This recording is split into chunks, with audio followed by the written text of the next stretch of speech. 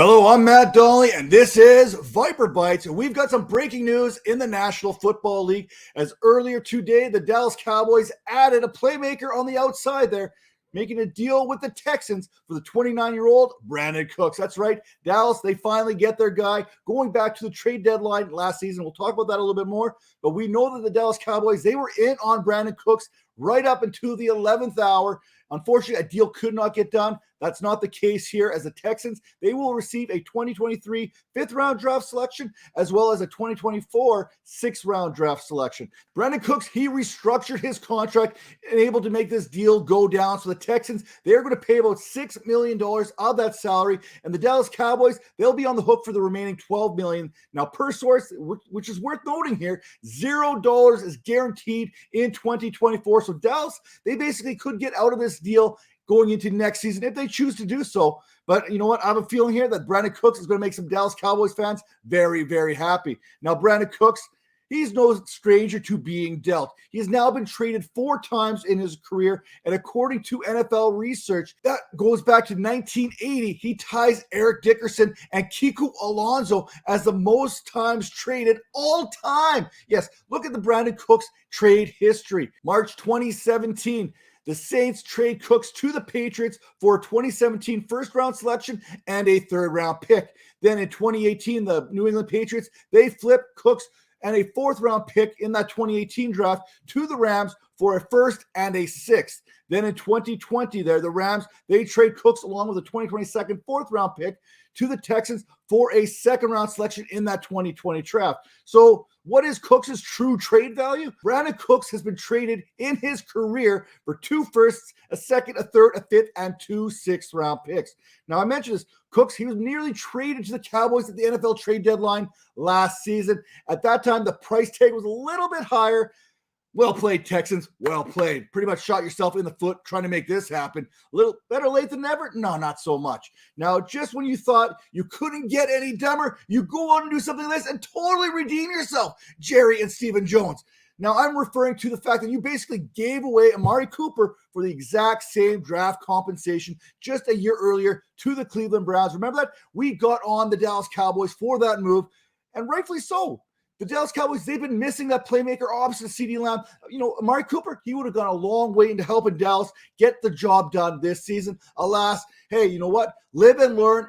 Live from those mistakes as the Dallas Cowboys perhaps have done in this situation. Now, when we look at Aaron Wilson there, he basically talked about some of the teams that were in on Brandin Cooks dating back to last trade deadline. That included the Rams, the Giants, the Vikings, the Packers, the Chiefs, as well as this Dallas Cowboys team at various levels of interest. You know what? Pretty much every team in the National Football League should have been interested in Brandin Cooks. However, that salary and the structure of that cap, I mean, it really limited what kind of deals could and could not get done. This deal is coming off the back of the Dallas Cowboys adding to their back end when they acquired Stephon Gilmore for the Indianapolis Colts just a few days prior. Dallas, they are adding win-now pieces for day 3 draft value, and this is called winning in the National Football League today, as long as you can afford it. Now, Cooks, he is going to be a great complement opposite of CeeDee Lamb.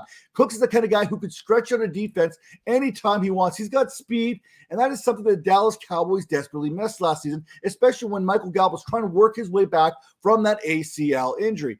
Now, you look at what Cooks does best. He's a small guy, but he plays the boundary kind of position there, which means he gets about 75% of his snaps on the outside, which will allow CeeDee Lamb to do what CeeDee Lamb did best last season, and that is work out of the slot. Dallas, by adding Brandin Cooks, they are adding a 6-time 1,000-yard receiver here, and he's able to get those 6 1,000-yard seasons in his first 9 years of his career. Those 6 1,000-yard receiving seasons since 2015 are more than Stephon Diggs, DeAndre Hopkins, Devontae Adams, Keenan Allen, and Tyler Lockett. In fact, only Travis Kelce and Mike Evans have more 1,000-yard seasons since 2015 than Brandin Cooks. Looking back at last season's splits, and see, people will say that Brandin Cooks, he struggled last season, but a lot of that could be attributed to some injuries early on and the lack of utilization through the first 7 weeks of the NFL season. If you look at those first 7 weeks, his receiving grade, his yards per route, and his ADOT, that ranked 30th or greater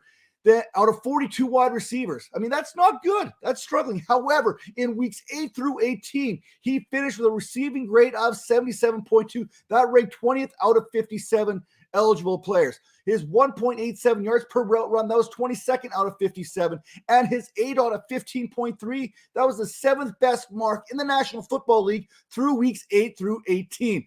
For better or worse, this is the Cowboys admitting that they made a mistake in that Amari Cooper deal and realizing that Dak Prescott is going to need some more help if the Cowboys are going to make a serious run of the playoffs. And this should also soften the blow, maybe the hurt feelings that Dak Prescott may have after watching Ezekiel Elliott get cut earlier. And this is also going to create all kinds of headaches for defensive coordinators week in and week out, trying to deal with Dak Prescott under center, Tony Pollard in the backfield, CeeDee Lamb, Brandin Cooks, Michael Gallup. Yes, that's right.